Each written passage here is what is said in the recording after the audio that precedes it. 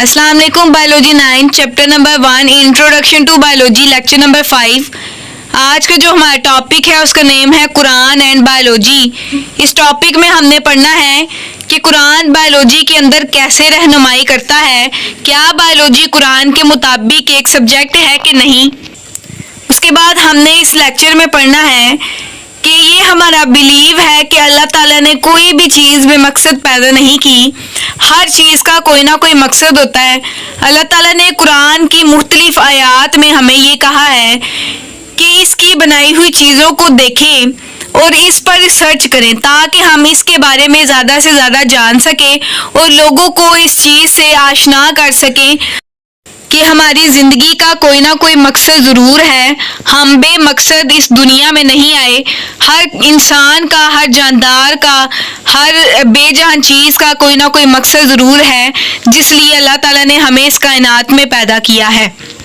मुख्तलिफ मकामात पर कुरान मजीद में अल्लाह पाक ने हर मुश्किलात का हल भेजा है ताकि हम उसे पढ़ें और हम उसे अपनी ज़िंदगी में और आखिरत में सुरखरुई का बाइस बनाएं। कुरान में ना सिर्फ अल्लाह ताला ने लिविंग ऑर्गेनिज्म के मुतल्लिक रहनुमाई फरमाई है, बल्कि इसमें तमाम बेजान चीज़ों के मुतल्लिक भी एक मुकम्मल रहनुमाई है मौजूद है।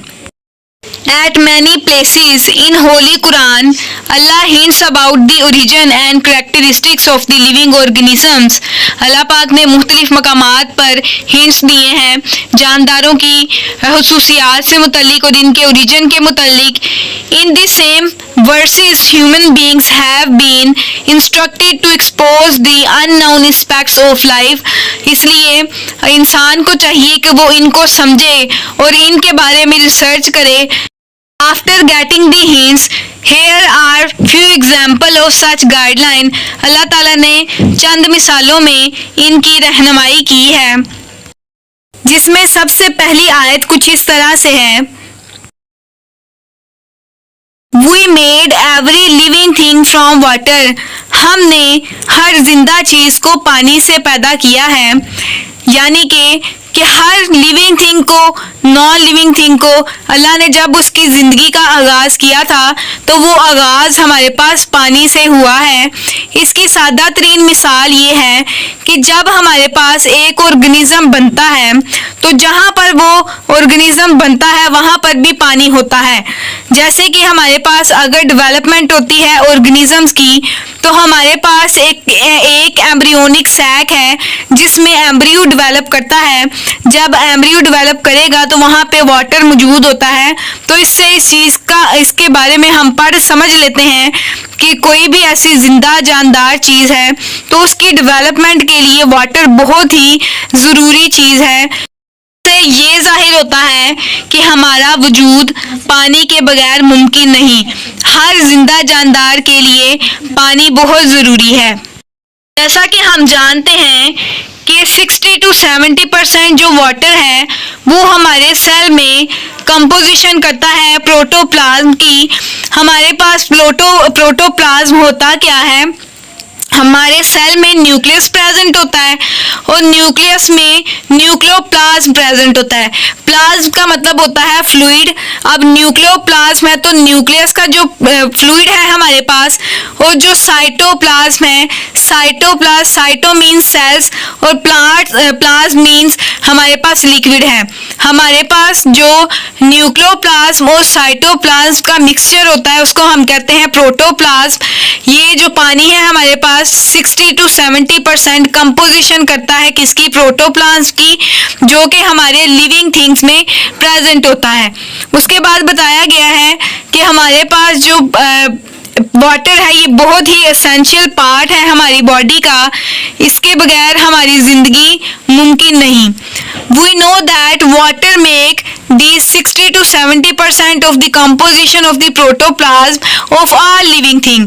The above words hint at the common origin of all living things in water.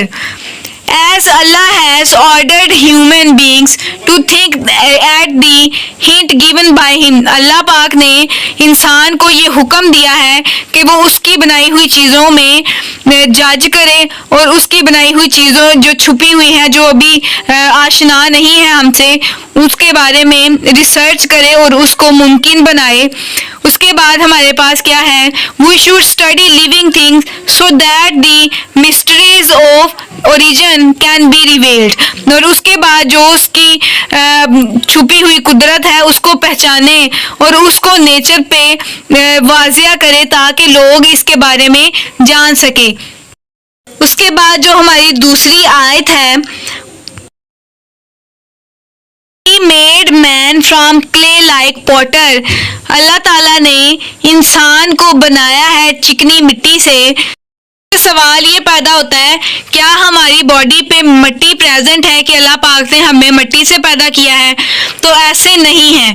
ہم اس کا اندازہ اس مثال سے لگاتے ہیں کہ جو بائیو ایلیمنٹس ہماری باڈی میں پریزنٹ ہیں وہی بائیو ایلیمنٹس ہماری مٹی میں بھی پریزنٹ ہیں. تو اس سے ہم اس بات کا اندازہ لگا سکتے ہیں کہ ہمیں اللہ پاک نے چکنی مٹی سے پیدا کیا ہے. اس کے بعد تیسری آیت کچھ اس طرح سے ہے,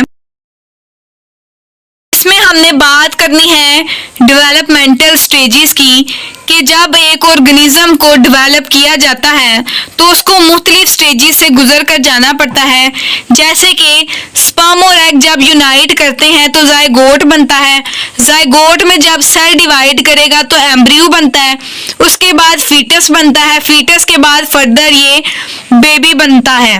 تو یہ سارا ہم نے ڈیولپمنٹل سٹیجز اس آیت میں پڑھنا ہے. اللہ تعالیٰ نے انسان کو کیسے بنایا ہے اب ہم یہ پڑھ لیتے ہیں. Then fashioned we the drop of clot. ہم نے ایک جمے ہوئے خون کا لوتھڑا بنایا. Then fashioned we the clot a little lump. Then fashioned we the little lump bone. پھر ہم نے اس لوتھڑے میں سے ہڈیاں بنائی. Then clotted the bone with flesh. پھر ہم نے ان ہڈیوں کے ساتھ گوشت کو جوڑا. تو یہ ہماری ساری آیت ڈیولپمنٹل سٹیجز سے متعلق ہے کہ اللہ نے انسان کو بنانے کے لیے کن کن مراحل سے گزارا ہے. اس کے بعد ہے ہمارے پاس when we think at the hints given in both these verses we find the events that occurred in creation of human beings. Allah also hints all the method of the development of animal including human beings. کہ اللہ پاک نے قرآن پاک میں developmental stages صرف animals کی ہی نہیں بتائی بلکہ انسان کی بھی ڈیولپمنٹل سٹیجز سے متعلق بتایا ہے. چوتھی آیت کچھ اس طرح سے ہے. اس آیت میں اللہ نے کلاسیفیکیشن سے متعلق بتایا ہے کہ انسان کو کس کس کیٹیگری میں کلاسیفائی کیا گیا ہے تاکہ وہ سروائیو کر سکے. اللہ ہاتھ created every animal from water. اللہ نے ہر انسان کو, ہر جاندار کو پانی سے پیدا کیا ہے. Then some of them creep up over their bellies. ان میں سے کچھ ایسے ہیں جو پیٹ کے بل رینگتے ہیں. And other walk on 2 legs. اور کچھ ایسے ہیں جو کہ 2 ٹانگوں پر چلتے ہیں. And other on 4. اور کچھ ایسے ہیں جو کہ 4 ٹانگوں پر چلتے ہیں. اللہ کریٹ واٹ ہی پلیسز. جو اللہ نے چاہا وہ اس نے بنا دیا.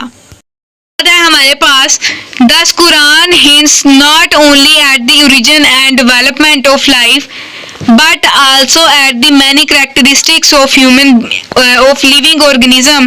کہ قرآن میں نہ صرف اوریجن, تخلیق اور ڈیولپمنٹ کے متعلق معلومات ہیں لائف کی, بلکہ وہ جانداروں کی خصوصیات سے متعلق بھی رہنمائی رکھتا ہے. These words describe the common origin and modification of organism and also support the modern concept of classification. اور یہ آنے والی زندگی کے متعلق بھی رہنمائی کا کنسیپٹ دیتا ہے. اس لیے ہمیں چاہیے کہ ہم قرآن کو پڑھیں اور اس کو ترجمے کے ساتھ پڑھیں اور اس کو سمجھیں تاکہ ہم دنیا اور آخرت میں کامیابی حاصل کر سکیں.